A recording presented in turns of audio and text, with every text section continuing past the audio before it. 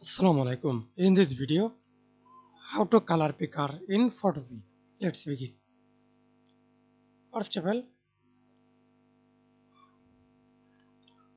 click the crop tool, right click, use eyedropper, color sampler, I use eyedropper, then click or simply click the plate, double click and click anywhere.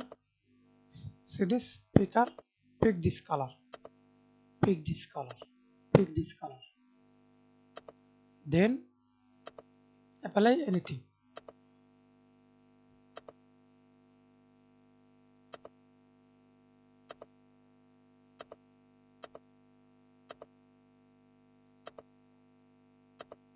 Pick this color.